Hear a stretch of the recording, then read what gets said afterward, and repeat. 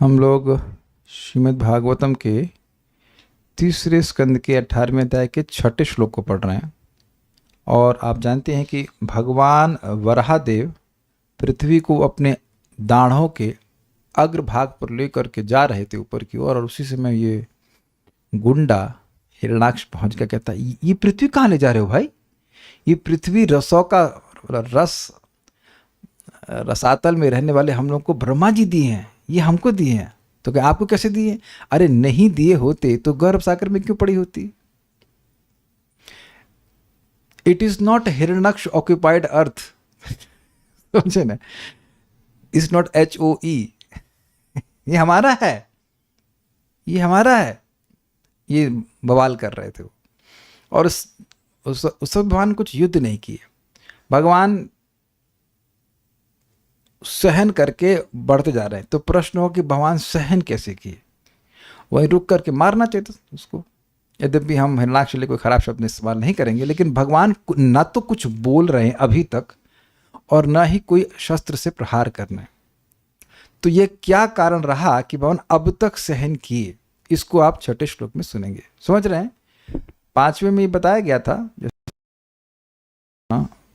बोला था, त्वयि संस्थिते गदया शीर्ण शीर्ष्णे अस्मद्भुजच्युतया चेत तुभ्यम बलिम हरन्ति ऋषयो ये च देवा स्वयं सर्वे न भविष्यन्ति मूलाः। देखिए उस दिन उसको बोलने में कितनी कठिनाई आई थी। अब वही श्लोक है, कितनी आसानी से हो गया था। नहीं बोल पा रहे थे ना, कितना इजी था।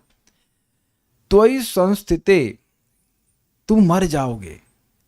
क्यों भाई? गदया, मेरी गदा के द्वारा, शीर्ण शीर्ष्ण, तुम्हारा सर फट जाएगा। अरे इतना ज्यादा बोल रहे हो। वो गदा कहां से आएगी? तो अस्मद भुज च्युतया, वह मेरी भुजा से छूटेगी और तुम्हारे सर को फोड़ डालेगी।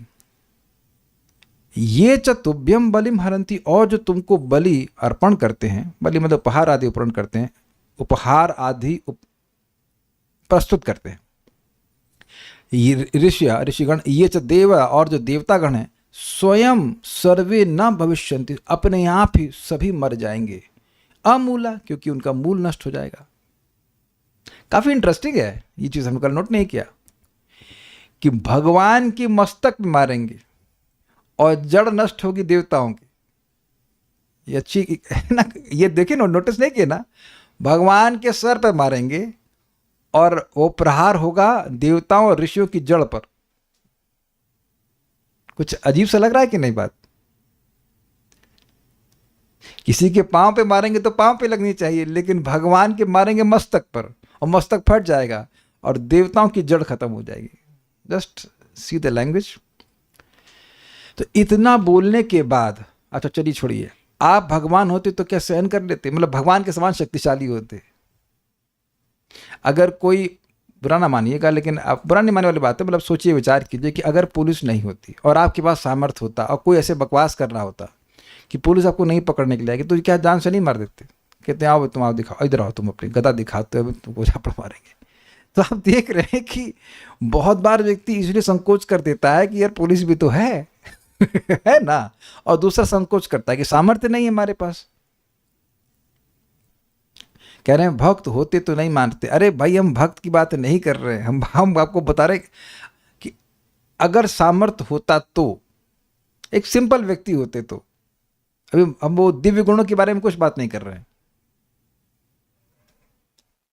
जैसे फॉर एग्जाम्पल, क्या नाम था, हिडिम्बा नहीं, हिडिम्ब, हाँ हिडिम्ब था ना, हिडिम्बा का बड़ा भाई हिडिम्ब, वो भीम से पंगा लिया तो साले को मार दे कि नहीं? साला इन द सेंस रिलेटिव था ना साला गड़बड़ कर रहा था। तो पता होगा ना कथा आपको, हिडिम्बा ने शादी किया था भीम से, तो हिडिम्ब को दिक्कत हो रही तो भगवान भीम जी मार दिए उसको। कहाँ ज़्यादा बोलने दी उसको? इतना क्षत्रिय लोग नहीं बोलने देते हैं भाई। क्या बोले जा रहे, मार डालूंगे खत्म कर देंगे इतनी देर में। लेकिन भगवान यहाँ पे सहन कर रहे हैं। अभी तक देखिए भगवान कुछ नहीं, भगवान की तरफ से विपक्ष से कुछ उत्तर नहीं आ रहा है, कुछ नहीं बोल रहे भगवान। He does not speak anything. तो क्यों नहीं बोल रहे हैं, यह सब हम आज के श्लोक में सुनेंगे। काफी इंटरेस्टिंग है, मेरे पीछे बोलिए। सतुद्यमानो रिदुरुक्त तोमरैर दंष्ट्राग्रगाम गाम उपलक्ष्य भीताम। स तुद्यमानोरिदुरुक्ततोमरैर्दृष्ट्राग्रगां गामुपलक्ष्य भीताम्। तोदमृशन् निर्गादम्बुमध्याद् ग्राहाहतः सकरेणु यथेभः। तोदमृशन्निर्गादम्बुमध्यात् ग्राहाहतः सकरेणुयर्थेभः। स तुद्यमानोरिदुरुक्ततोमरैर्दंष्ट्राग्रगां गामुपलक्ष्य भीताम्। स तुद्यमानोरिदुरुक्ततोमरैर्दृष्ट्राग्रगां गामुपलक्ष्य भीताम्। तोदमृशन्निर्गादम्बुमध्याद् ग्राहाहतः सकरेणुर्यथेभः। तोदमृशन्निर्गादम्बुमध्यात् ग्राहाहतः सकरेणुयर्थेभः। स तुद्यमानोरिदुरुक्ततोमरैर्दंष्ट्राग्रगां गामुपलक्ष्य स भीताम्। तुद्यमानोरिदुरुक्ततोमरैर्दंष्ट्राग्रगां गामुपलक्ष्य भीताम्। तोदमृशन्निर्गादम्बुमध्याद् ग्राहाहतः सकरेणुर्यथेभः। तोदमृशन्निर्गादम्बुमध्यात् ग्राहाहतः सकरेणुर्यथेभः। बोलिए। स तुद्यमानोरिदुरुक्ततोमरैर्दंष्ट्राग्रगां गामुपलक्ष्य भीताम्। स तुद्यमानोरिदुरुक्ततोमरैर्दंष्ट्राग्रगां गामुपलक्ष्य भीताम्। तोदमृशन्निर्गादम्बुमध्यात् ग्राहाहतः सकरेणुर्यथेभः। तोदमृशन्निर्गादम्बुमध्याद् ग्राहाहतः सकरेणुर्यथेभः।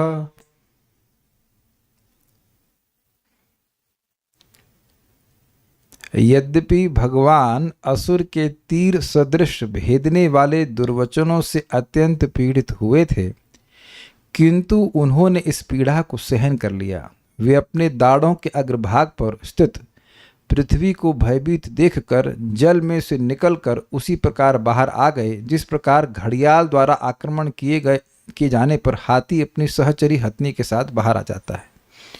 देखिए, इस पे बड़ा सुंदर वर्णन किया गया है। एक बात आश्चर्यजनक होगी कि भगवान दिव्य हैं, तो भौतिक गाली गलौच उन्हें कैसे प्रभावित कर सकता है? इंद्रियों की पहुंच ही नहीं है भगवान के तक, तो भगवान पीड़ित क्यों हो गए? भगवान खुद तो बोल रहे हैं कि मान सम्मान में सम रहना चाहिए, बोले कि नहीं बोले? गीता में बोल रहे हैं ना कि मान सम्मान में सम रहना चाहिए, यहाँ पीड़ित हो गए, तब बड़ा प्रवचन करने आ गए। अरे पहले अपने जीवन में कुछ आचरण करके दिखाओ। अब बताइए, अगर मैं विपक्ष में हो जाऊं भगवान के, तो ये भगवान पे आरोप हो जाएगा कि नहीं? इतना बड़ा बोलते हैं, तथा मान अपमानयो तुल्य मित्रारि पक्षयो, मित्र और विपक्ष में बराबर रहना चाहिए, मान सम्मान में बराबर रहना चाहिए। जहां दो चार गाली बड़ी बस पीड़ित हो गए। तो बड़ा रुचिकर है। ए ट्रांसलेटर, आपने पढ़ के आया, ट्रांसलेटर को चांस नहीं कमेंट करने का, हमको बता रही हैं, हम तो आपको बता रहे हैं, ठीक है कि नहीं? आपने ट्रांसलेशन करके आया मुकुंद से, you know the answer. But देखिए, ये बड़ी अद्भुत बात है। जब ये गाली दे रहा था और भगवान कुछ नहीं बोल रहे थे, तो और लोग भी सुन रहे थे ना, देवतागण भी हैं, ब्रह्मा जी आदि भी हैं, वो सब सुन रहे थे और वो यथाश्रुत अर्थ ग्रहण कर रहे हैं, जिसमें उनको लग रहा है, उनको यही सुनाई पड़ रहा है कि भगवान को हिरणाक्ष गाली दे रहा है, भगवान का अपमान हो रहा है। अब भगवान का अपमान होगा तो क्या किसी भक्त को अच्छा लगेगा? पब्लिक में भगवान का अपमान हो रहा है और भगवान सामर्थ्य से युक्त होते हुए भी कुछ नहीं कह रहे हैं, तो क्या भक्तों को दुख नहीं लगेगा? तो आप जानते हैं कि भक्तों के हृदय को दुख लगेगा तो भगवान को पीड़ा होती है, इसलिए भगवान पीड़ित हुए। ये रहस्य है। इसीलिए मैं बहुत बार ना मन करता है कि थोड़ा सा श्लोक के अगले श्लोक में चले जाए, लेकिन बात इतनी सुंदर है कि उसको you don't want to go on other topic. कितनी सुंदर बात है, भगवान को कोई फर्क नहीं पड़ता है, लेकिन क्योंकि भक्त को दुख हुआ, ब्रह्मा जी आदि जितने भी देवता थे वहाँ उपस्थित थे, वहाँ भी आगे देख लीजिएगा, सब छुपे हुए देख रहे थे। तो जब भी झगड़ा होता है, इतना बवाल होता है, तो वो जरूर रहते हैं। कहीं पे भी आप देख लेना।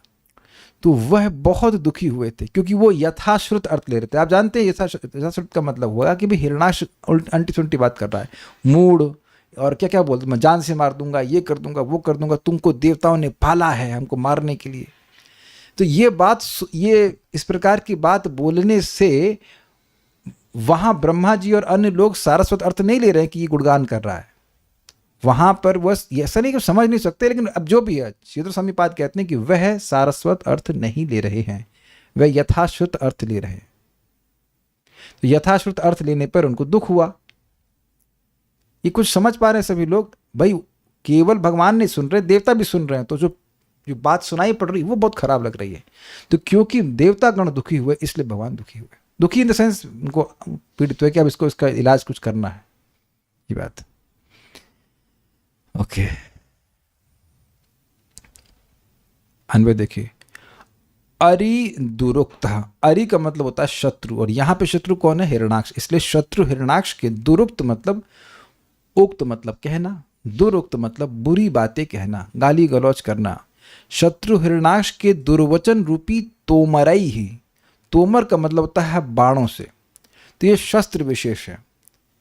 वाग अस्त्र सुना है आपने? वाणी का अस्त्र। देखिए ये बड़ी जबरदस्त बात है। आप सब लोग को अनुभव होगा कि कभी हाथ पैर छिला है, कटा है, उसका दर्द कुछ समय के बाद चला जाता है, लेकिन किसी को वाणी से आप खराब बोल दीजिए तो वो कई सालों तक याद रखता है। हम इस बात को हमेशा जब याद करते तो एक माता जी का हमें उदाहरण याद आता है। वो शादी होके आई और उन्हें हलवा बनाया और उनकी सास ने खाया भी, अच्छा भी लगा, फिर बोली अब माल डाली हो तो अच्छा बनाएगा ही। मतलब आपका कोई इसमें रोल नहीं है, कोई बहुत बड़ी निंदा नहीं, सासों को तो अधिकार है कि इतना सॉस तो देंगी, है ना। ये बात वो कब बता रही है मेरे को? मतलब उनके बच्चों की शादी हो गई है, मैं प्रीचिंग करने आ रहा हूँ, मैं भी अराउंड 65 साल की होंगी, उनको अभी याद है। ये कितना अमेजिंग है नहीं? तो इसलिए ये मत सोचिएगा कि वाणी का कोई प्रभाव नहीं होता है, बहुत बड़ा प्रभाव होता है। परम पूज्य वृंदावन चंद्र महाराज महाराष्ट्र में कई प्रवचन कर रहे हैं और वहाँ बता रहे थे कि आसक्ति होती है जगत में। तो आसक्ति पूर्व के जन्म के संस्कार की है, इस जन्म में भी कुछ कार्य के संस्कार है। अरे चलो आज आगे आप गलत कार्य नहीं कर रहे हैं, लेकिन पहले के संस्कार तो है ना, वो कैसे कटेंगे? मान लो आज हम अच्छे कार्य कर रहे हैं, नहीं बुरे कार्य कर रहे हैं, लेकिन नए संस्कार बुरे नहीं बना रहे हो, लेकिन पुराने संस्कार क्या करेंगे? तो वहाँ महाराज समझा रहे हैं कि 11वें स्कंद से कोट करते हुए कि संत जन भक्त लोग अपनी सदवाणी से, भगवत संबंधी वाणी से हमारी आसक्तियों को काट देते हैं। तो जो पुरानी वासनाएं वह भी कट जाती हैं भगवान की बात सुनने से, संतों के मुख से, भक्तों के मुख से। तो मैं खाली बोल रहा हूं कि ये जो आसक्तियां हैं ये तो बाणों की तरह भी नहीं कटती ना। ये शब्द बहुत बहुत प्रभावशाली है, बल्कि बड़ा सुंदर बात कही है। और तो उसको हमेशा मैं अप्लाई नहीं कर पाता, लेकिन बड़ा गंभीर है। Be very measured in your speech because your words can be forgiven but not forgotten. समझे आप लोग? हम क्या बोल रहे हैं ये बड़ उस पर व्यक्ति को बहुत ध्यान देना चाहिए, क्योंकि व्यक्ति भूल सकता है, माफ जरूर कर सकता है आपके शब्दों को, लेकिन जरूरी नहीं कि वह भूल जाए। तो हम शब्दों पर बोला, शब्द तोमर के समान होते हैं, अर्थात बाण के रूप में होते हैं। अभी तक उसने कुछ गदा चलाई नहीं है, केवल शब्द बाण बोल रहा है, लेकिन वे भी बड़े तीखे हैं। देखिए बुरा नहीं मानिएगा, लेकिन कोई कहे कि आपके हाथ में कुछ कष्ट है, मान लीजिए हाथ में कष्ट है, कहते हाँ है। कोई कि आपकी आंख में कुछ लग रहा है कमजोरी है, हाँ हाँ थोड़ा आंख में पॉइंट डाउन हो गया है। कोई आपकी बुद्धि कमजोर हो गई है, कौन मानेगा कि बुद्धि कमजोर हो गई है? बताइए, गुस्सा हुआ कि नहीं व्यक्ति? और आप अगर समझ लें कि देवता भी वहां उपस्थित, तो उस सबके सामने उस व्यक्ति को मूढ़ कहना जो कि सर्वज्ञ है, तो क्या ये अपराध नहीं है? तो ये तोमर थे। उससे तुद्यमान व्यतीत होते हुए सह दंष्ट्रा अग्रगाम, वे सह मतलब वे भरा भगवान, दंष्ट्रा मतलब दांत, अग्र मतलब आगे का भाग, और गाम मतलब पृथ्वी, आगे वाला गाम। अग्रगाम गाम, गाम मतलब पृथ्वी, यानी कि दांतों की नोक पर स्थित पृथ्वी को भीताम डरी हुई उपलक्ष्य था देखकर, तोदम मृशन, तोदम मतलब उस कष्ट को, और मृशन मतलब सहते हुए। तो समझ रहे कि क्यों सहन करना है, पीड़ा क्यों हुई? देवता आदि जो थे उनको यथाश्रुत अर्थ जो गाली का था, जो गाली वाला अर्थ था, वह सुनकर के पीड़ा हुई, इसलिए भगवान पीड़ित हुए। और सहन क्यों किए? क्योंकि पृथ्वी को भयभीत देख रहे थे। मतलब पत्नी साथ में थी, कह लीजिए लेडीज साथ में थी, तो लेडीज को जरा सुरक्षित स्थान में रख करके फिर झगड़ा करेंगे, है ना, ये बात है। इसलिए क्योंकि पृथ्वी भयभीत हो रही थी, इसलिए उसको बैलेंस कर लिए, मतलब सहन कर लिए। वो तुरंत वो झगड़ा नहीं शुरू किए। अभी आप आगे देखेंगे कि पृथ्वी को में अपनी शक्ति को स्थापित करके वह उनको गर्भ जल में लटका देते हैं, मतलब वो तैरने लगती हैं। अगर पृथ्वी के साथ झगड़ा करते तो पृथ्वी और साथ मतलब साथ लेते हुए झगड़ा करते हिरणाक्ष से, तो झगड़े में पृथ्वी को डर लगता कि मैं तो गिर गई तो दिक्कत हो जाएगी। पृथ्वी ऐसे ही भयभीत है क्योंकि हिरणाक्ष उनको पकड़ करके नीचे लेके गया है। तो अब हिरणाक्ष संग युद्ध हो रहा है और उसमें भी आप देखेंगे कि भगवान की गदा छूटेगी, ये होगा वो होगा, तो पृथ्वी और भयभीत हो जाएंगे। इसलिए पृथ्वी में अपनी शक्ति को स्थापित करके कि वो डूबे नहीं, भगवान उनको जल में रख देंगे, उसके बाद आराम से तसल्ली से युद्ध करेंगे। ये बात है, समझ गए ना बात। अब एग्जाम्पल दे रहे हैं, अम्बु मध्यात, जल के बीच में निर्गात, जल के बीच से निर्गात अर्थात बाहर निकल आए, यथा ग्राह आहत, जैसे ग्राह से घायल, इभ सकरेणु, गजराद हथनी के साथ निकल आता है। ये दृष्टांत क्यों दिया जा रहा है? जैसे हाथी और हथनी है। अब हाथी पर आक्रमण किया ग्राह ने, मगरमच्छ ने, तो अब वो हथनी के संग तुरंत बाहर निकलेगा। बाद में झगड़ा करे सो करे, लेकिन अभी वो झगड़ा नहीं करेगा, ये बात कह रहे हैं। अब पानी वाली बात क्यों कहते हैं? ये घटना कहाँ पे हो रही है? गर्भ सागर में हो रही, तो वहाँ पे जल ही जल है, तो उस जल से बाहर आ गए, ये कहने का अर्थ है। बाहर आकर के पृथ्वी को स्थापित किया। उसके बाद भगवान अभी कहेंगे आगे, अब आपसे पंगा लेकर के, आपसे झगड़ा करके हम कहाँ जा सकते हैं, युद्ध तो करना ही पड़ेगा। गाली नहीं दे रहे, लेकिन मतलब कोई ऐसा बोलते हैं, बड़े स्टाइल से बोलते हैं भगवान। वो आगे की बातें हैं।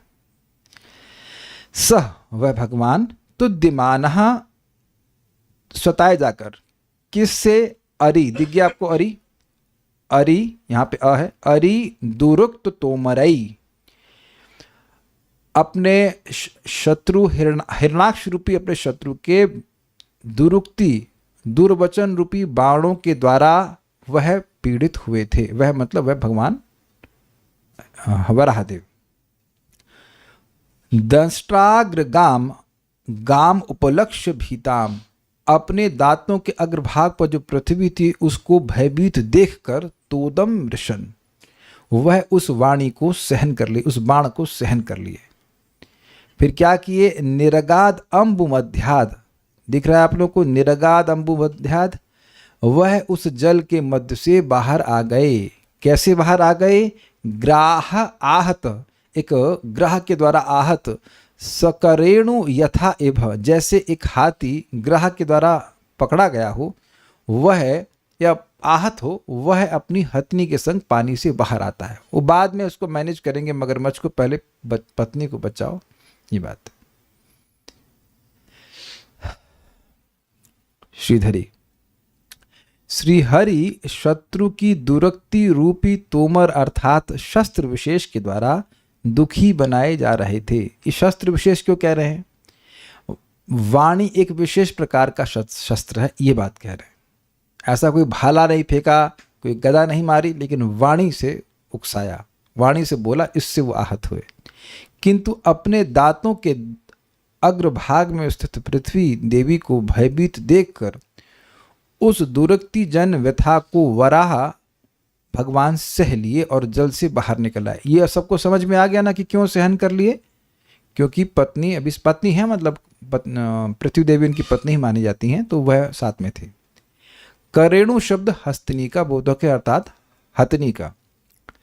वस्तुतः इस श्लोक का वास्तविक अर्थ है कि शत्रु की दुरुक्ति रूपी तोमर अर्थात शस्त्र विशेष के द्वारा दुखी बनाए जा रहे यथाश्रुत अर्थ ग्रहण करने वाले ब्रह्मादि की व्यथा को देखकर अनुकंपा से भगवान पीड़ित हो रहे थे। इसको थोड़ा समझिए।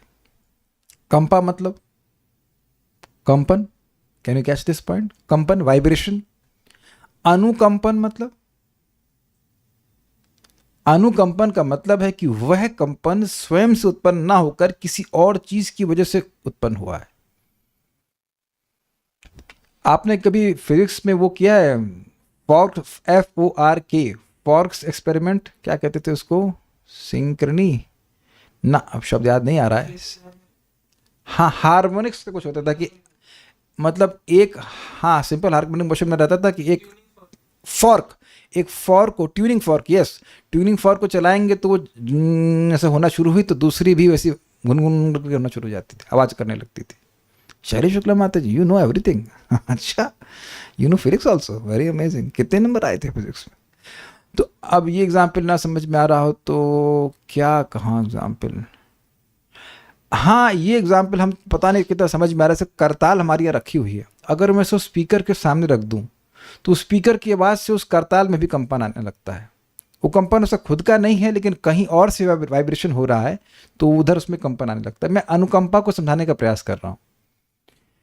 इससे समझ में आया कि भगवान की व्यथा कहाँ से। भाई, व्यथित तो व्यक्ति वो होगा ना जिसको कुछ पीड़ा हो, तो उस तरह की पीड़ा तो भगवान के दिव्य शरीर में हो नहीं सकती है, ना फिजिकल ना इमोशनल।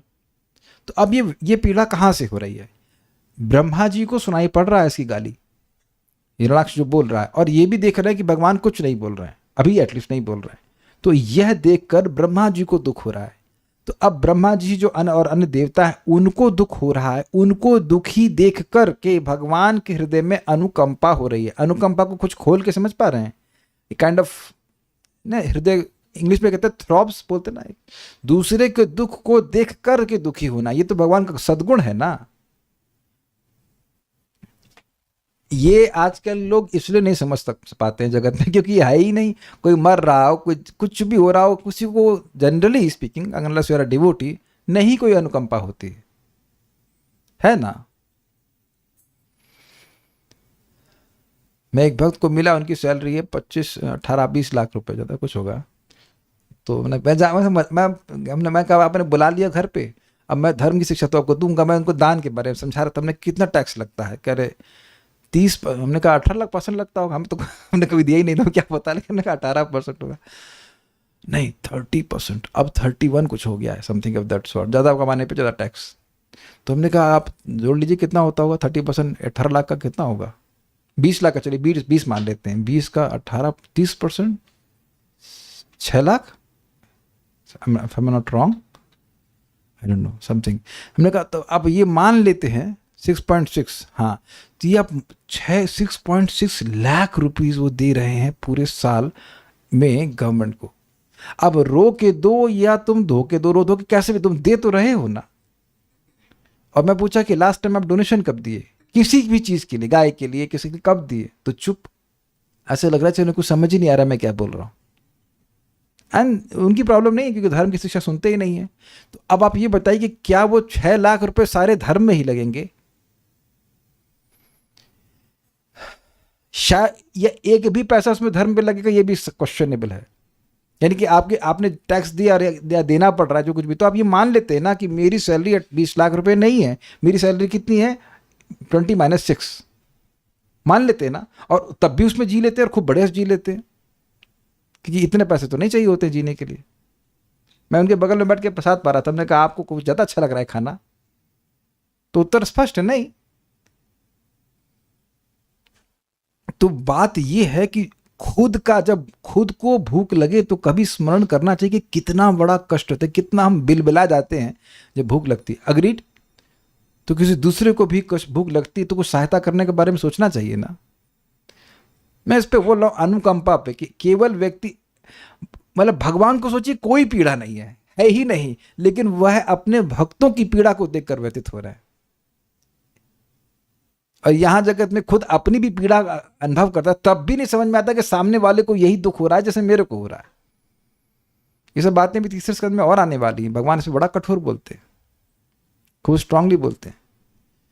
तो ये भगवान का सद्गुण है। इसलिए भगवान के बारे में ऐसा नहीं सोचना चाहिए कि भगवान गीता में तो बोल दिए कि मान सम्मान में बराबर रहो, और यहाँ सम्मान नहीं मिल रहा है तो अब वहाँ से भाग रहे हैं। होता है ना, जहाँ सम्मान नहीं मिलता वह भागता है व्यक्ति। ऐसा कुछ भी नहीं है, ऐसा कुछ भी नहीं है। Krishna is not happy because his devotees are not happy, ये बात। और भगवान के भक्तों को दुख मिले और उससे भगवान को दुख हो तो भगवान का ये दिव्य गुण है, ये भगवान की सहज भक्तों के प्रति आसक्ति है। मेक सेंस इस बात पर? आपको याद है ना, भगवान ने 4 कुमारों को बोला था कि जब ब्राह्मण भोजन करते हैं तो मैं विशेष रूप से प्रसन्न होता हूँ, उतना प्रसन्न नहीं होता हूँ जब अग्नि में आहुति दी जाती। तो आप देख रहे हैं ब्राह्मण भक्त ये सबों की सेवा करने से भगवान संतुष्ट होते हैं। ये तो सुन ही चुके हैं सिद्धांत। तो उल्टा भी ले लीजिए इसका कि भक्त अगर परेशान हो रहे हैं तो भगवान दुखी होते हैं, इसलिए भगवान यहाँ पे परेशान हुए। उम्मीद है कि यथाश्रुत अर्थ का भी आप समझते हो। अर्थ सारार्थ दर्शनी सह अर्थात वही वाराह रूपी भगवान श्रीहरि अर्थात कोई और नहीं। अरि दुरुक्त तोमरई अर्थात शत्रु हिरणाक्ष जिसका कटु वचन समूह ही उसका तोमर यानी एक प्रकार का शस्त्र था। उन वचनों द्वारा पीड़ित होकर भी अर्थात शत्रु की दुर्वाणी से देवताओं के निमित्त जो व्यवस्थित हुए, ये समझ में आ गया। अर्थात ब्रह्मादि देवताओं ने जब उन कटु वचनों का यथाश्रुत अर्थ ग्रहण किया और उससे उन्हें जो व्यथा हुई उसे देखकर श्री हरि करुणा के वशीभूत होकर स्वयं भी व्यतीत हो गए, यह अर्थ है। क्लियर हो गया? अब एक प्रश्न हुआ कि भाई देवता अगर दुखी हो रहे तो भगवान को कैसे मालूम चला? क्या उत्तर है इसका? अंतर्यामी के रूप में सभी जगह विद्यमान है, वेरी इजी। परंतु भगवान ने उसे सहन किस कारण से किया? मतलब इतना सहन करने की क्या जरूरत थी? मारते झापड़ खत्म हो जाती कहानी। लेकिन अब उस पर उत्तर दे रहे हैं। तोदम मृशन अर्थात अभी बड़ा इंटरेस्टिंग, अर्थात शत्रु पक्ष की आंशिक दुर्वाणी जन्य पीड़ा को सहन करते हुए, जैसे गरुड़ के उड़ते समय उसके पंखों से वेद वाक्य की ध्वनि यानी स्रोत सुख का आनंद उत्पन्न होता है, उस वेद मंत्रोच्चारण की सुख की प्राप्ति के लिए भगवान द्वारा वह पीड़ा सहन की गई। हम नोट देंगे, समझ में आ जाएगा। मुझे पता है कि ये बात ऊपर से गई कि ये इसमें गरुड़ जी कहाँ से आ गए। अब गरुड़ जी कहाँ से आए भाई? आप में से किसी को समझ में आ रहा है गरुड़ जी कहाँ से आ गए? गरुड़ जी तो कहीं कहीं है ही नहीं, गरुड़ जी कहाँ से आ गए? तो अभी नोट दिया है, समझाएगा। जैसे गरुड़ जी उड़ते हैं और यह उनका मुख्य कार्य है, भगवान को लेके उड़ते हैं, परंतु गौण रूप से वेद मंत्रों का उच्चारण भी उनके पंखों से उत्पन्न होता है। ये बात प्रसिद्ध है, इसलिए उनको एक उनका नाम सुपर्ण कहते हैं, जहां तक मुझे स्मरण आ रहा है। जब वो चलते हैं मतलब से अपना पंख का क्या डोलायमान करते हैं उनको, तो उससे वेद के श्लोक निकलते हैं। तो गरुड़ जी किस लिए प्रसिद्ध हैं? उड़ने के लिए, भगवान के कैरियर के रूप में। ये तो नहीं कहा सकता, जनरली इस तरह से प्रसिद्ध नहीं है कि उनके जो पंख से वेद की वाणी प्रकट होती है। कितने लोगों को पता था? ये बात नहीं पता थी। आपको पता था? मैं बोला ना, मुझे कैसे पता चला? हम शास्त्र पढ़ रहे हैं। मुकुंद सेवनी हाथ खड़ा करी। हाँ, तो आपने नर्सरी से जानती है ना इस बात। बड़ा हीरोइन बन रही है, जानती है। अरे इधर थोड़ा पढ़ लिए तो बस शास्त्री बन रही हैं। अरे भाई, ये आप गरुड़ जी का नाम कौन बच्चा नहीं सुना? ही बताओ। आप इस्कॉन में आने से पहले गरुड़ जी का नाम नहीं सुने हो?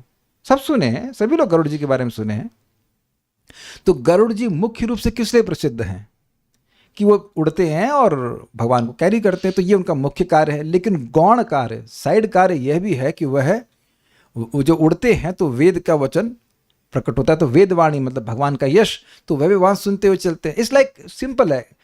जैसे मैं बोलूंगा कार, तो कार का क्या मतलब होता है? माइक पे बताइए कल्याण प्रभु, ये क्या मतलब है? हाँ बोलो, कार का क्या मतलब है? चार पहिए हैं, मतलब बेसिकली एक वाहन है। अच्छा, उसमें अगर बोस का ऑडियो सिस्टम लगा हो तब लगा है तो मतलब गाना भी सुनेंगे। आप समझ में आया आपका? तो कार का मुख्य उद्देश्य गाना सुनाना नहीं है ना। जैसे आजकल वो क्या ओला के स्कूटर आ गए हैं, तो उसमें बड़े बड़े स्पीकर है, तो हम चकित हो गए ये स्पीकर।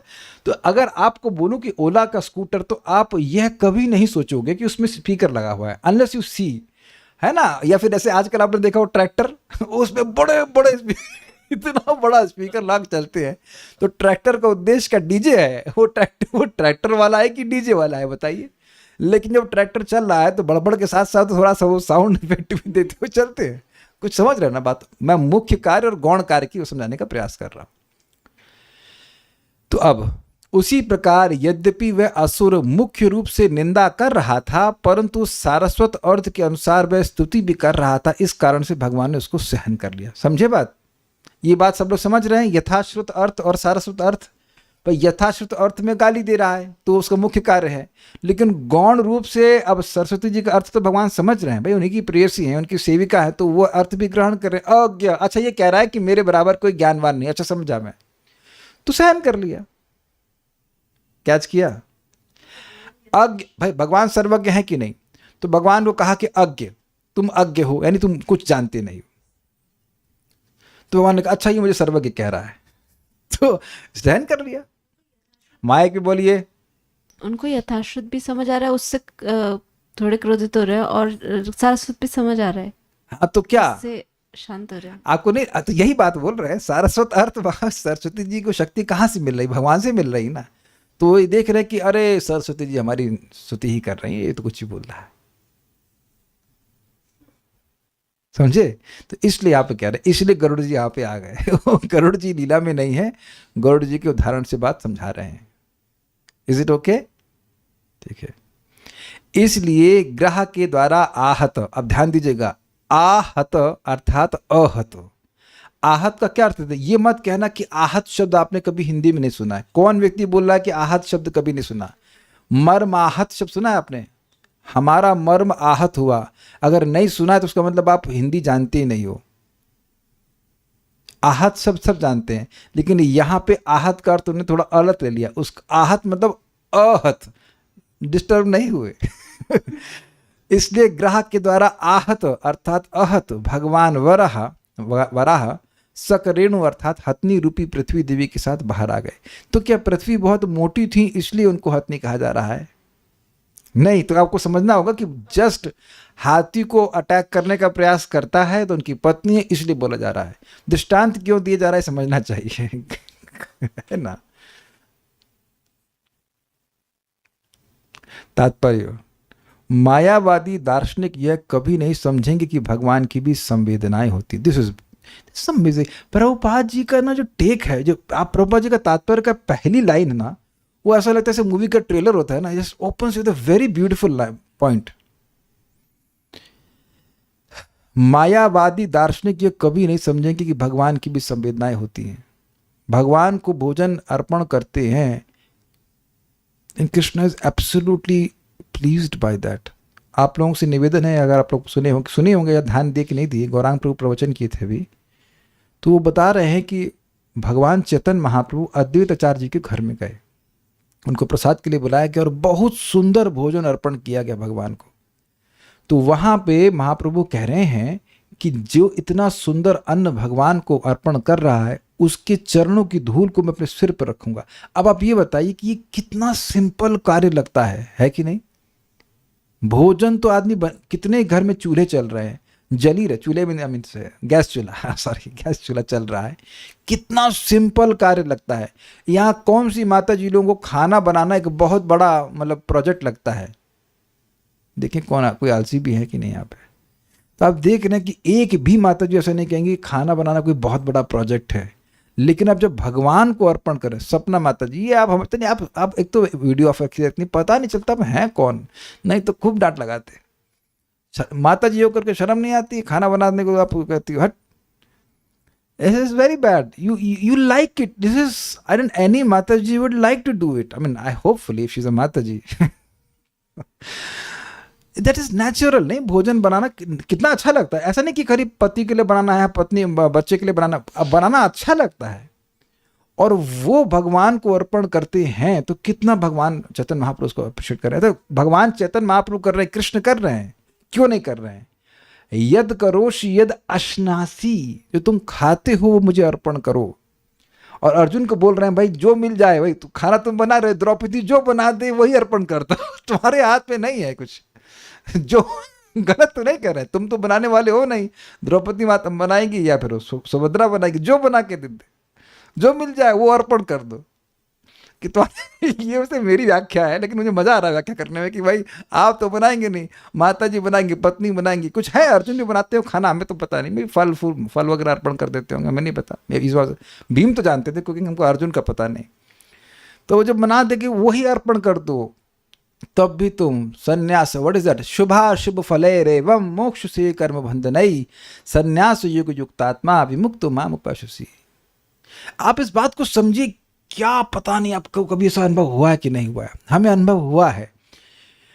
कुछ भक्त, बड़े अच्छे भक्त थे, हम लोग ने उनको बोला कि आप प्रसाद के लिए आइए, तो वो बोले कि प्रभु जी आप जो अपने लिए बनाते हैं बस वही दे दीजिएगा, अलग से कुछ नहीं बनाइएगा। What does it mean? It means कि he simply wants to accept my love.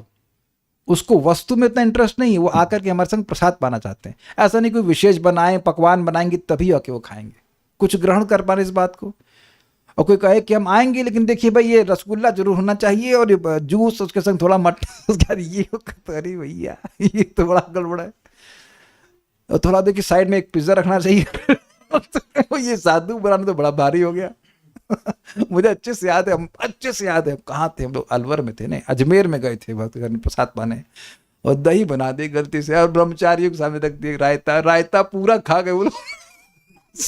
हमने कहा और कहते खत्म हो गया प्रभु। एनीवेज ये तो बात याद आ गई, वक्त लोग ऐसा करते हैं। लेकिन हम बात कर रहे थे कि भगवान की संवेदनाएं हैं। If you have that desire, वो मैं अच्छे से बनाकर भगवान को दूंगी या दूंगा, जो भी है, Krishna is very very much appreciative of this. तो कुछ भक्तों को, कुछ लोगों को ऐसा लग सकता है ये टाइम का वेस्ट है। भाई साहब ये टाइम वेस्ट नहीं है, ये प्रीति आचरण है। आप देखो, एक चीज बताओ, अपने हृदय को अपने झांक कर देखिए, किसी से प्रेम करते हैं, वो अकस्मात आ जाए तो पहली चीज आपके मन में क्या आती है? कुछ खाएंगे क्या? हो सकता है वो भूखा नहीं भी हो, फिर भी आपके मन में आता है कुछ खाएंगे क्या। ये आप भक्ति के द्वारा नहीं सीख रहे हैं। आपके घर में देखिए, नॉर्मली भी अगर कोई आपके चाचा चाची जिससे भी आपको प्रेम है, नहीं भी होता तो औपचारिकता में बोलता है, लेकिन अगर प्रेम है तो पहली चीज आपने पूछता है कुछ जूस पियेंगे क्या, या चाय विदाउट चाय, या जो भी उसको मन में रहता है कि अच्छी चीज है ग्रहण करेंगे क्या। This is affection, this affection. और भगवान बोलते देखो भाई, दाल चावल सब्जी रोटी के अलावा कुछ नहीं देना तो जिंदगी में पिज्जा खा ही नहीं पाते। भगवान कह रहे यद करो, भगवान देख ली से क्या क्या खाएगा ये, यद अश्नासी, obviously within the range, जो तुम खाना चाहते हो वो दो। और उसके बदले में भगवान आपको वैकुंठ देना चाहते हैं। मैं गलत तो नहीं बोल रहा हूं ना। शुभाशुभ फलैरेवं मोक्ष से कर्म बंधनई संन्यास युग युक्तात्मा विमुक्तो माम उपास्यसि। कितना सुंदर श्लोक है ये, हमको बहुत अच्छा लगता है। सारे शुभ और अशुभ कर्मों से मुक्त होकर के तुम मेरे पास आ जाओगे। भाई अब खाना अर्पण करने में दिक्कत है, आप लोग कर रहे हो, लेकिन मैं आपको उत्साहित कर रहा हूं। That's my point. फूल है, फल है, जल है, ये जल देने भी दिक्कत। अरे भाई मैं नहीं कह रहा हूं कि वो दिक्कत है, कि कहने का शैली है कि you must understand that Krishna appreciates your concern. ये नहीं कहते अरे क्या मेरे पास है, लक्ष्मी जी हैं दे रही हैं, हमें नहीं चाहिए, ऐसा नहीं बोलते वो। बल्कि मैं विचार कर रहा हूं कि अब हम जैसे घर में प्रसाद मिल जाता है तो कोई बुलाता है तो मैं सोचता हूं कि यहां तो मिल तो रहा है तो मैं क्यों जाऊं। और मैं रियली बहुत कम जाता हूं, प्रैक्टिकली नहीं जाता, मतलब कहीं बाहर जा रहे हैं, नहीं है घर से दूर है तो पा लेते, नहीं तो do you see me going anywhere, नहीं मैं तो बना के खा ही लेता हूँ, या फिर ये बना देती कभी कभी मूड हो जाता है। नहीं, आप ही बनाते ठीक है। तो अब आप ये देख लीजिए कि अब विचार कीजिए, हम विनोद में नहीं बोल रहे हैं, सीरियस बात है। लक्ष्मी जी किसी की पत्नी, लक्ष्मी जी तो नहीं है, लक्ष्मी जी के जैसी किसी की पत्नी, वो क्या खाना बनाएगी बताइए। वो व्यक्ति कभी बोलेगा कि हमें पत्र दे दो, पुष्प दे दो, फल दे दो, कोई मांगेगा बताइए। आप कभी किसी को मांगे फल दे दो, फल वाले के अलावा फल दे दो, जल दे दो, ऐसा कौन मांगेगा भाई। जिसका खुद बिस्लेरी का पंप लगा, प्लांट लगा, वो कहेगा थोड़ा जल दे दो, कौन मांगेगा भाई। तो ये भगवान मांग रहे हैं ताकि व्यक्ति सोचे अरे भगवान ने मांगा है, मुझे देना है। जो लोग विग्रह की सेवा करते हैं, क्या आप प्लीज यहाँ पे हैंड रेस कीजिए, मैं वोट चाहिए। क्या आप लोगों के मन में भावना आती है सुबह हो गई भगवान को जल देना है, प्लीज रेज हैंड्स। 1 2, हाँ ठीक है दिख रहा है, वेरी गुड। तो क्या भगवान के जल की कमी हो गई है? लेकिन इसका मतलब है कि अब आपका प्रेम भगवान के प्रति बढ़ रहा है। ये बात बहुत इंपॉर्टेंट, संवेदना है भगवान की। कृष्ण इज वेरी सेंसिटिव, ये बात है। यदि कोई इनकी स्तुति करता है तो भगवान प्रसन्न होते हैं। इसलिए कीजिए गोविंदमादि पुरुषम तमहम भजामि, ऐसे करके स्तुतियां याद करनी चाहिए। इसी प्रकार यदि कोई उनके अस्तित्व को नकारता है या उन्हें गाली देता है तो वे अप्रसन्न होते हैं। मायावादी दार्शनिक पूर्ण पुरुषोत्तम भगवान की निंदा करते हैं, अतः वे असुर तुल्य ही हैं। उनका कथन है कि ईश्वर के न कोई सिर है, न आकार है, न पांव, न हाथ तथा न कोई अन्य शारीरिक अंग है। दूसरे शब्दों में वे कहते हैं कि ईश्वर मृत या पंगु है। अगर कोई व्यक्ति यहाँ कह दे अबे लूले, अबे लंगड़े, अबे अंधे, इस बात पर आपने कई बार देखा हो कि लोग झगड़ा कर लेते हैं कि नहीं। जैसे मुझे कोई गाड़ी में हल्का सा ठोक देता तो मैं कभी नहीं कहता कि अंधे हो क्या क्या फायदा फालतू में वो दिखा देगा मैं अंधा भी नहीं हूँ, वो मेरी जीवा भी है ना। प्रमाणित कर देगा नहीं कि मैं अंधा तो नहीं हूँ, मैं पंगु भी नहीं हूँ और मेरी वाड़ी भी है मेरे पास, प्रमाणित कर देगा। अब हो गया आगे, हम तो मुस्कुरा देता है, कोई बात नहीं, आगे बढ़ते का तो दोस्त हो गया, फिनिश, दोस्त ने मारा है सिर्फ नॉट, दोस्त ने मारा, फिनिश। क्या उसमें कहा है अभी मैं उस पर खड़ा था फल लेने के लिए, तो वो एक घोड़ा गाड़ी वाला वो ठोंक दिया स्कूटर, बोला अरे बाबा थोड़ा संभल करके तो फल, मैं कुछ बोला नहीं, फल वाला बोला ठोकने के बाद बोल रहे हो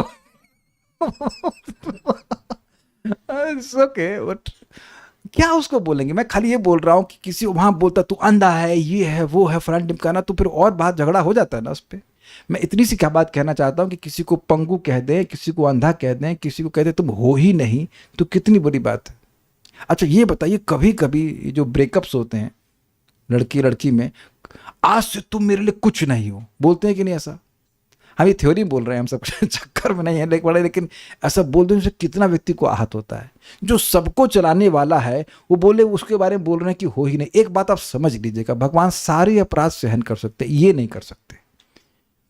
कोई भी पतन हो जाए, कुछ हो जाए, भगवान सब बोल रहे हैं सारे धर्मों को छोड़कर मेरी शरण में आओ, बोले ना मैं तुम्हारे सारे पापों से तुमको मुक्त कर दूंगा। और भगवान कहे आप कहाँ हैं, गजब हैरान हूं भगवान तुम्हें कैसे रिझाऊं मैं, मुझे बहुत हैरानी हो रही कि आपको मैं कैसे रिझाऊं, क्यों अब है ही नहीं भाई। अलख निरंजन, क्या मतलब है इसका बताइए। अलख, जिसको आप लख ही नहीं सकते। परम पूज्य राधा गोविंद महाराज इसको बड़ा विनोद में कहते हैं कि मान लीजिए किसी लड़की की शादी हो, कहे देखो बड़ी सुंदर लड़का है, क्या है न उसकी आंखें हैं, न कान है, न कभी बात करेगा, न आपका भोजन ग्रहण करेगा, तो ऐसे लड़के से शादी करने में कौन लड़की इंटरेस्टेड होगी। और सेम कहो भाई आपकी प्रेमिका कैसी है, उसकी ना आंख है, ना उसके कान है, ना उसके मुंह है, ना ऐसा नहीं भाई, तो फिर how can you have love. तो बेसिकली ये प्रेम का आदान प्रदान चाहते ही नहीं है, ये असंवेदनशील है। They don't know what Krishna, how Krishna feels. और भक्त लोग जैसे जैसे प्रगति करते जाते हैं वह सेंसिटिव होते जाते हैं कि किन कार्यों से भगवान प्रसन्न होते हैं और किससे नहीं। Absolute is sentient, thou has proved. कुछ समझ रहे ना बात है। ये जो आप डीटी के संबंध में अपराध सुनते हो कि जूता पहनकर नहीं जाना चाहिए, तो जूता पहन करके आप रोड पे चलते तो वो तो अपराध नहीं माना जा रहा है। तो जूता पहनकर मंदिर में घुस गए तो क्या दिक्कत है, ऐसा कोई बेवकूफ़ कोई कह सकता है। लेकिन आप जानते हैं कि भगवान संवेदनशील है। यहाँ तक कि मैं फिर रिपीट कर रहा हूँ, आप मंदिर में प्रवेश करते हैं तो यू शुड नॉक, क्योंकि भगवान संवेदनशील है। अब आप कहेंगे अरे इतने हजारों लोग घुस रहे हैं, भगवान को क्या पता। अरे भगवान को सब पता है। और ध्यान देना कि जब हम भगवान के सामने जाते हैं, बहुत से लोग इस बात को नहीं समझ पाते हैं कि ही अप्रिशिएट्स योर प्रेजेंस पर्सनली। ये बहुत बड़ी मतलब हमको त्रुटि होगी कि हम सोचेंगे कि अरे इतने इतने हजारों लोग आ रहे हैं तो भगवान कहाँ याद रखने वाले हैं कि मैं आया कि नहीं आया। He loves us collectively and he loves us individually. जैसे निशा माता जी, आपको दोनों बच्चे प्रिय हैं और दोनों इंडिविजुअली भी प्रिय हैं। समझ में आ रहा है ना बात। ये किसी के 10 बच्चे होंगे तो 10 बच्चे प्रिय हैं और फिर इंडिविजुअली भी प्रिय। ये जो इंडिविजुअल वाली बात है ना, ये जिस दिन हमको समझ में आ गई हमको बहुत मजा आ जाएगा। मैं इसलिए बोल रहा हूं क्योंकि ये बात उनको आई थी, गोप कुमार को वैकुंठ में जाके समझ में आई। सॉरी क्षमा कीजिए, गोलोक पे जाके समझ में आई, जब कृष्ण उनको आलिंगन करते हैं। उससे पहले तक उनको लग रहा था कि कृष्ण सबसे प्रेम करते हैं, लेकिन वहां उनको समझ में आया कि हाँ सबसे तो प्रेम करते हैं, लेकिन मुझसे विशेष रूप से प्रेम करते हैं, मुझसे भी विशेष रूप से प्रेम करते हैं। I would put like this. बहुत अच्छी बातें हैं। तो ये भगवान को इस प्रकार से निंदा करना, ये कोई बहुत खराब अपराध, बहुत बड़ा नहीं, वो खराब नहीं, सबसे बड़ा अपराध है। परमेश्वर के संबंध में ऐसी भ्रांत धारणाएं उनके असंतुष्ट होने के कारण है। वे कभी भी ऐसे निराकार वर्णनों से संतुष्ट नहीं होते। यहाँ पर यद्यपि भगवान को असुर के मर्म भेदी शब्दों से पीड़ा हो रही थी, किंतु उन्होंने अपने परम भक्त देवताओं के संतोष के लिए पृथ्वी का उद्धार किया। इससे यही निष्कर्ष निकलता है कि ईश्वर हमारे ही समान संवेदनशील हैं। वे हमारी प्रार्थनाओं से प्रसन्न होते हैं और उनके प्रति दुर्वचनों से अप्रसन्न। वे अपने भक्तों को संरक्षण प्रदान करने के लिए नास्तिकों के दुर्वचन सहने के लिए सदैव तैयार रहते। इसका क्या मतलब है? देखिए, भगवान को ये जो मायावादी हैं ये हमेशा से रहे हैं, एटलीस्ट अब सत्युग का तो पता नहीं, लेकिन काफ़ी समय से हैं, क्योंकि भगवान गीता में भी कहते हैं अवजानंती माम मूढ़ा मानुषिम तनुमाश्रितम। तो द्वापर युग में भी ऐसे लोग रहे होंगे जो बोलते हो कि भगवान एक मनुष्य है, तभी तो भगवान बोल रहे हैं ना। तो फिर जहां आपकी निंदा हो वहां कितने लोग जाना चाहेंगे? Can you reflect on this point? आप में से कितने लोग वहां जाना चाहेंगे जहां आपका सम्मान नहीं होता? स्पेशली जब हमें कोई जरूरत भी ना हो। भाई भूखे हो तो ठीक है भाई, 2-4 गाली सुना दिया कोई बात नहीं, कहीं खाने को नहीं मिल रहा तो चलो भाई खाने को मिल रहा है तो सहन कर लेंगे, है ना। लेकिन जरूरत नहीं है तो जहां निंदा हो रही वहां क्यों जाएगा? आप बताओ, नहीं जाएंगे ना। तो अब भगवान के भक्त इस भौतिक जगत में तो कम ही रहेंगे, हमेशा ही कम रहेंगे। तो यानी निंदा करने वाले पक्ष अधिक बड़ा हुआ कि नहीं है? बड़ा in the sense of numbers. तो भगवान जब यहाँ पे आएंगे तो स्वाभाविक सी बात है कि लोग भगवान को गाली देंगे। अग्रीड? फिर भी भगवान यहाँ क्यों आते हैं? परित्राणाय साधुनाम विनाशाय च दुष्कृता। आप अभी एक कॉन्सेंसस बोलते हैं ना, वोट, हाँ कॉन्सेंसस ले लीजिए। यूट्यूब पे कितने लोग जो हैं वह भगवान कृष्ण को भगवान मानते हैं? तो बहुत कम होंगे, और अंट संट बोलने वाले तो बहुत ज़्यादा होंगे। फिर भी तो भगवान यहाँ पे आए हैं तब तो ऐसा कुछ हुआ है ना कि भगवान ने लीला करी, ये सब किया वो किया। तो भगवान ये सब लीला किस लिए कर रहे हैं? अपने भक्तों को दुख को दूर करने के लिए, जो उनकी विरह जनित पीड़ा से पीड़ित होते हैं।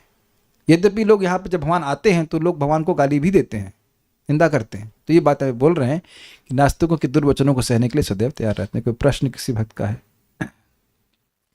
शायद सबको लगता है हमें भगवान बहुत प्रेम करते हैं, लेकिन किसी को ज़्यादा करते हैं।